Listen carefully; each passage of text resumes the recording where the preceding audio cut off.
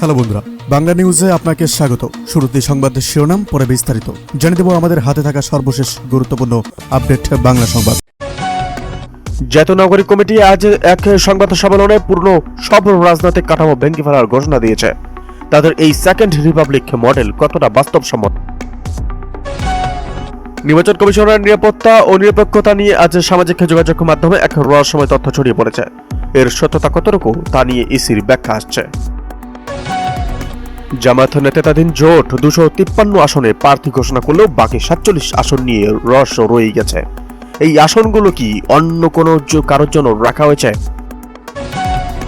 সাবেক মন্ত্রী জুনায়েদ আহমেদ পলকের ব্যাংক লেনদেনের চাঞ্চল্যকর তথ্য আজ প্রকাশ করেছে দুদক। এই বিশাল অর্থ কোথায় গেল তার হদিশ মিলছে কি? এক সাম্প্রতিক জরিপে উঠে এসেছে ভোটারদের মনের গোপনের কথা। প্রধান রাজনৈতিক দলগুলো কি তাদের নির্বাচনী ইস্তেহারে এর সঠিক সমাধান দিতে পেরেছে? বিএনপি চেয়ারপারসন তারেক রহমানের দেশে ফেরার পথে আইনি বাধা অপসারণের বিষয়ে আজ গুরুত্বপূর্ণ আপডেট আসার কথা। সরকারের পক্ষ থেকে কোনো নমনীয় সংকেত মিলছে কিনা বিস্তারিত নিচে। আজ সকাল থেকে ইসির চারপাশ নিরাপত্তা চাদরে ঢাকা। কোনো গোপন বৈঠক নাকি সম্ভাব্য হামলার হুমকি বিস্তারিত আসছে। তফসিল ঘোষণার পর থেকে একের পর এক খুনের ঘটনায় আতঙ্কিত প্রার্থীরা। গোয়েন্দা সংস্থাগুলো কি কোনো বিশেষ চক্রের সন্ধান পেল? খবরটি মিস করবেন না। পাহাড়ের বর্তমান পরিস্থিতি নিয়ে বিশেষ গোয়েন্দা রিপোর্ট পেশ করা হয়েছে। সীমান্তের ওপার থেকে আসা অস্ত্র ও অর্থায়ন নিয়ে কি পাওয়া গেল তথ্যে বিস্তারিত আসছে। অপরাধে 3 সাজা, এই প্রশাসনের অধীনে কেমন করে নির্বাচন করি, যা বললেন রমিন ফারহানা। আসন্ন ত্রয়োদশ এবং জাতীয় নির্বাচনকে কেন্দ্র করে ব্রাহ্মণবাড়িয়া প্রশাসন পক্ষপাতমূলক আচরণ করছে বলে অভিযোগ তুলেছেন ব্রাহ্মণবাড়িয়া 2 আসনের স্বতন্ত্র প্রার্থী রমিন ফারহানা। এটা অপরাধের জন্য প্রশাসন থেকে 3 বার শাস্তি পেয়েছেন বলেও মন্তব্য করেছেন তিনি। সোমবার বিকেলে ব্রাহ্মণবাড়িয়া প্রেস ক্লাবের মিলনায়তনে আয়োজিত সংবাদ সম্মেলনে এ প্রশাসনের ভূমিকা নিয়ে এসব অভিযোগ তোলেন এই স্বতন্ত্র প্রার্থী রমিন ফারহানা। বলেন, 2 দিন ধরে দেখলাম ফেসবুকে 2টি চিঠি ভেসে বেড়াচ্ছে। প্রথম চিঠিটি ফেসবুকে দেখলাম, এটা কিন্তু আমার কাছে আসে নাই। প্রথম চিঠি দিয়েছেন উপজেলা এবং আরও অনেকে। ফেসবুকের মাধ্যমে গতকাল রোববার জেলা প্রশাসক অর্থাৎ ডিসি কার্যালয় থেকেও একটি কারণ দর্শানো নোটিশ পেয়েছেন বলে উল্লেখ করেন রমিন ফারহানা। এসব বিষয় তুলে ধরে তিনি বলেন, 17 জানুয়ারি সরাইলের ইসলামাবাদে আমরা কোনো জনসভা করি নাই। এটা একটা ছোট উঠান বৈঠক ছিল। এক অপরাধের জন্য প্রশাসন থেকে 3 বার শাস্তি পেয়েছেন জানিয়ে রমিন ফারহানা বলেন, এক ঘটনার পর আমাকে 40,000 টাকা জরিমানা করেছে। এর আগেও আমাকে 5,000 টাকা জরিমানা। এদিকে বিশ্বের সর্ববৃহৎ নারী বিশ্ববিদ্যালয় স্থাপনের ঘোষণা জামায়াতের।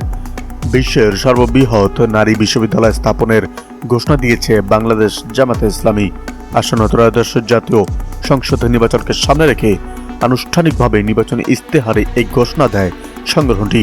বুধবার সন্ধ্যা 6:30টায় ইস্তেহার ঘোষণা করে জামায়াত। ইস্তেহারে জামায়াতে ইসলামী জানিয়েছে, ইডেন কলেজ, বেগম বদরুসনেসা সরকারি মহিলা কলেজ এবং হোম ইকোনমিক্স কলেজকে একত্রিত করে বিশ্বের সর্ববৃহৎ নারী বিশ্ববিদ্যালয় গঠন করা হবে। জামায়াতে ইসলামের পক্ষ থেকে জানানো হয়, এই নির্বাচনী ইস্তেহারে মোট 26টি অগ্রাধিকারমূলক বিষয় তুলে ধরা হয়েছে।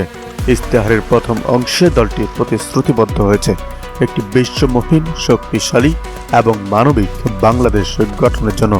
এতে শাসন ব্যবস্থার মৌলিক সংস্কার, রাজনৈতিক ব্যবস্থার গভীর পরিবর্তন, কার্যকর জাতীয় সংসদ গঠন, নির্বাচনী ব্যবহার সংস্কার, জবাবদিহিতামূলক জনপ্রশাসন, দুর্নীতিমুক্ত সমাজ এবং আইন ও বিচার ব্যবস্থার উন্নয়নের প্রতিশ্রুতি রয়েছে।